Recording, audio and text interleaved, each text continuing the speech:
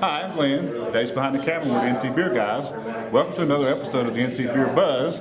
We're pleased to be in our backyard virtually today in Holly Springs with Ellen from the Bombshell Beer Company.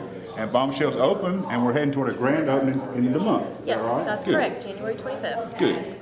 So we thought we'd come in and see what Bombshell was all about. And we're, for you viewers who don't know, in Holly Springs off of North Main Street, which is right off the old 55 in Holly Springs, and we're on Quantum Drive in the Omni Industrial Park. And there's a tap room here, as you can see, and in a little bit we're going to move in the back and into the brewery.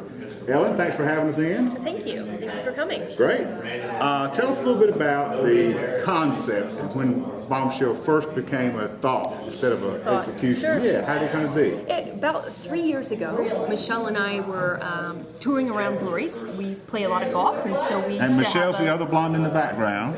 So we used to say, first rainy Saturday, brew tours. So we were going around to a lot of breweries, and one day she just says, why don't we open a brewery? I'd been home brewing for about a decade. Okay. And so I said, well, have you ever brewed? And she's like, well, no, but you can teach me. Mm-hmm. So we went back to the old stove and taught her how to brew beer. And from there, started to look at the whole business plan. Did it make sense? Did we really want to do this? Could we brew beer? Right. And I knew we had the business skills to run a business. Mm-hmm. It was, did we want to open a brewery? And we came to the conclusion, yes. So it's been 3 years in the making. And you brought Jackie in as a third partner? In about a little over a year ago. Okay. And do you each have a particular expertise or an area of responsibility? We do.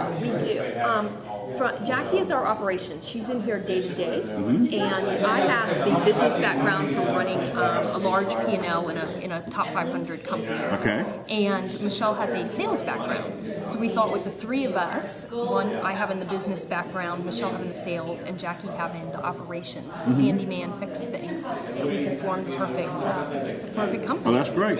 And it's fairly rare still to find women running or owning a brewery. Right. And it's great to see more and more of that happening.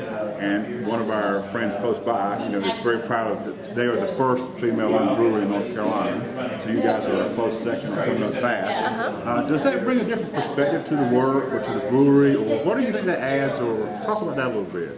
You know, everybody, first of all, the craft brew industry has been so helpful to us. It's really amazing how everyone tries to help one another out. It's very different from corporate America. From the female aspect, I think it's more the love of the beer, trying to make something that's approachable, because we saw a market that was trying to take off and is trying to grow, the female business, but trying to make a beer that appeals to females. And all three of us have different tastes. I'm a hophead. I love an IPA. And, Michelle loves hoppy beers, but she also likes a lot of the Belgiums, and I'm not. So I think with our taste profiles, we were trying to look for how do we convert women into drinking and trying craft beer, making it very approachable, looking at it from a domestic standpoint, people that are domestic drinkers and they want to try craft, how do we get them to have a beer that they like that's a craft beer? And it is a male-dominated industry. From a business standpoint, we have that aspect, but from the brewing, we do have Steve, who is our head brewer, and he is male and has been brewing for 11 years commercially. Great. So is there going to be a mission or a uniqueness to Bombshell? Will we know a Bombshell beer when we see it or hear it? Well, the logo, for one. Okay. And that came to be that whole Bombshell concept. Where did that come from other than a Bombshell? A Bombshell. Well, Michelle and I go back and forth about who came up with the name Bombshell, and right now we actually don't know which one of us threw it out first. But the whole idea was around the modern day bombshell, right? The Victoria's Secret type of bombshell, the modern day girl, but yet we still had an audience that remembers the pinup girls. Sure. So we wanted to do something that was a mix with the logo, and to be honest, it was the best $350 we ever spent, which was getting that logo built through one of the online tournaments, which is a fantastic thing when you do online web tournaments and you have designers from all over the world submitting designs. Oh, that's great. Within 7 days we had that. So that's how the logo came to be. That's how the logo came to be, was through a logotournament.com site, and $350, and that's where it was. So we get tons and tons of compliments on the logo. I'm sure it's great. On the logo. So, branding, because I come from that background and doing a branding, so we're very, very clear on branding and how do we take that image out and how do we keep it consistent And it should stand out on the shelf. And it should stand out on the shelf. And so we have actually logos designed for the flagship beers. We just haven't brought them out. They're about to come out. And, from the beer standpoint, making sure that we have consistent beer. And we were very adamant that we needed to make a craft beer that every time you got it, it was the same. Right. And that's really hard for small craft breweries. And so we spent some time with And everybody doesn't achieve that goal. Right. And so we spent some time with Oscar Brews in Colorado looking through their lab, and they helped us to get our lab set up. And then Steve had lab background. So that's one of the things that we really want to focus on, is making sure that we have consistent beer. So I know now we're serving beer in the tap room. And are there draft accounts out in the public? There are draft accounts out in the public, and they're growing every day. Right. And is it mostly now locally to us? It is all local to us right now. It's all in the Holly Springs area. It really has come down to feet on the street, because there's 4 of us here. Steve's Brewing. We're trying to get this tasting room that just opened last Saturday. Health department just passed us today, so we could serve out of glassware.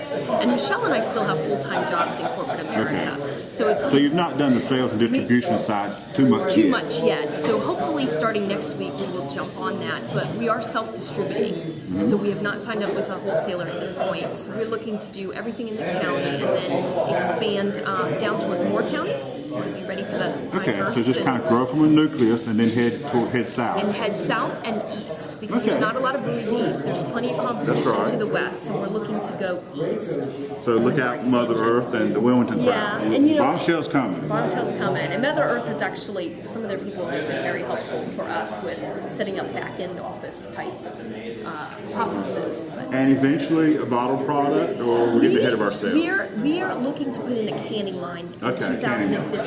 Yeah, we went with canning. It's just greener. It's cheaper to ship. Shelf life is good. And a 12-pack of cans fits in a 12-pack versus bottles.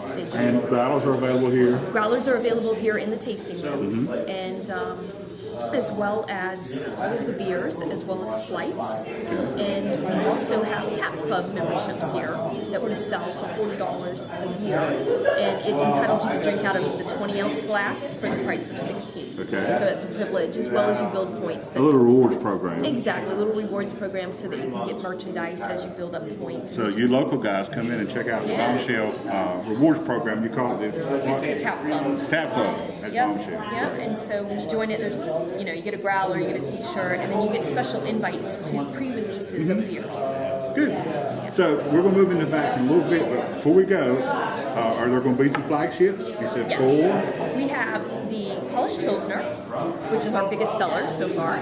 We have our Perception Pale Ale, and our Pickup Line Porter, and our Lost My Way IPA. Okay. And then we have a stout that will actually be a rotational stout. So today it's a dry Irish stout, and the next time we make it may be a coconut stout or an oatmeal stout. And then you'll complement that with some seasonals? We will complement that with seasonals, and I have 8 taps here, so the idea is that we will always have 8 beers, with 3 of them constantly. And 8 of your own, not guest taps. Exactly, 8 of our own, 4 flagships, and 4 that are rotating through.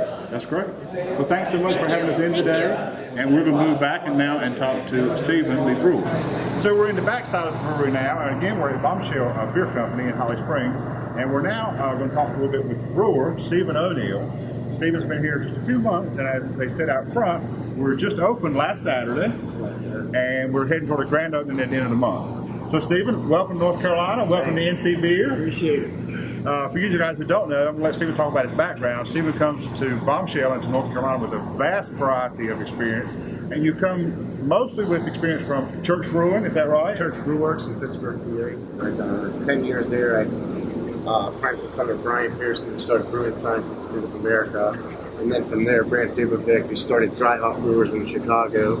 And then Steve Sloan, who brewed for Firestone Walker, Sierra Nevada Coolers, Big Beans.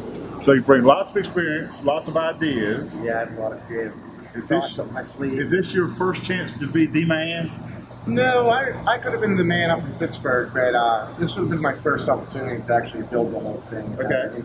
So you were in early enough to have something to say about the layout and the design. Yes. That's great. So, we have the capability, and we're already set up to expand with those notches in the mountain. Like, I can add 4 more 45-year-old tanks. So before we talk about expansion, what is the current volume and setup? I'm going to try to get 3,000 barrels out this year. Okay. So that's And our on that goal. 30-barrel system? 15 barrel SMT throughout, all custom made. Some brewers are probably used to some diverter pins. It's a hard pump system. Basically, you notice there's no hoses down. I don't have to hook the hose up until I'm ready to knock out my beer. Okay. So, really clean sanitation in this brewery. That's one of our main things. Make clean, consistent products. That's what they were saying on the outside. One of your main things is clean, being clean, sanitary and clean. Yeah, that never hurt a brewer. That never hurt a brewer. Yeah. Particularly when they were talking about outside, one of their goals is to be consistent. And as you know, a small batch brewery or small brewery, it's often hard to maintain consistency. And so often that is sanitation related. Well, that's one of my main things. It's checking pHs, making sure that everything's weighed the same and everything. You'll have fluctuations in LFASs and stuff like that. But a good brewer can adjust to any LFAS. Like I said, I ordered 10,000 worth of hops from my one buddy in Pittsburgh, so I didn't have to worry about getting the hop contract. A lot of breweries are out there hurting for certain types of hops. Which being in the background gave me a good heads up with in the market and knowing how much is actually available. Good. We're set on hops for our 4 stylistic beers, which will be the polished Pilsner, pickup line porter, Lost My Way IPA, and Perception Killer. Those are the so-called Those flagships. will be our full flagship. And she mentioned also there's a stout on service now. I like to do a rotating stout because I love stout beers. All right. But to me, you could do so much with the stout. Like I have an Irish dry stout on right now. Hopefully maybe I'll save a keg or 2 for St. Patty's Day, and maybe I'll put some in it or something like that. But I like to rotate it out because I want to do a milk stout coming up, an oatmeal stout. I have a coconut stout that's a specialty of mine, and I just really like one of the beers that I want to convert people over to drinking because they're intimidating because of the color. Yeah, right. And that's one of my big pet peeves. It's like, well, give me your lightest beer. Like, flavor spectrum isn't light or dark. Right, you know what I mean? I can give you a Dunkel that'll be on the sweet end, and you'd be intimidated by the color. But there is a challenge still, even though those of us who are close to the craft beer industry, we know and talk about craft beer, but there's so many people who still are coming to craft beer from a commercial beer drinking experience. And that's what they know. That's so. What is the Pilsner the gateway? That's what I'm hoping for. Have you tried the Pilsner? Not yet. They said it's the best seller last weekend. Yeah, I did it. A lot of these new brewers are coming out and they're making a pale ale or a Pilsner that's too bitter. It's got too much sauce hops on the end of it, which is fine if you were doing a Czech Pilsner or something like that. Right. But you're not going to convert the average domestic beer drinker to go say, here, try this Czech Pilsner. If your Pilsner knocks them out strong. Yeah, and then, so I went with a low IBU, around 10 IBUs. I mimicked the water from Munich, Germany, so I have a 5.4 pH, and then I went real low alcohol. It's only about 4.5% ABV, so real sessionable. You're going to get a lot of the characters from I actually got the yeast from Brian Pearson, one of my buddies from Brewing. It's great to have contact. Yeah, it is. So I got a Munich Augustiner lager yeast. And, basically, you're going to lose a lot of esters on it. Like in a 5-day diacetyl rest on it. Let it lager for about a month.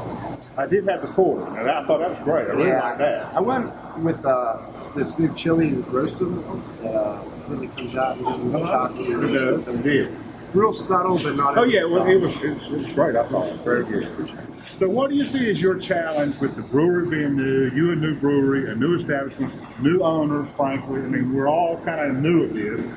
My biggest challenge I've noticed so far is a lot of these hop people back there. Okay, the hop heads. Yeah, and your owner have been one of them. Well, yeah, and that's I'm trying to brew one to appease her, and it's like I like Sierra Nevada. I'm like, we could do something so much better than Sierra Nevada, you know. But my main thing is like the human mouth can only detect 75 IBU. Anything after that is wasted. It's wasted. So I want to really make a nice IPA that falls in the 70 to 75 IBUs. I want a little pine notes from the Chinook. I want a little citrus note from the Cascades. And I want to blend the two and really come out with a nice balance, malty enough backbone, a little caramel notes in it, balanced IPA that's just right there. When I give it to the market, I go, this is what it's a good American IPA. Oh, that's great. That's great. That's what I'm hoping for. Good. Welcome to North Carolina. I appreciate it. Thanks for having us in the Bombshell. Congratulations on your new gig. And we're looking forward to great things out of Bombshell. Good. Until next time, this has been another episode of NC Beer Buzz. And remember, drink local and keep your beer dollars in North Carolina.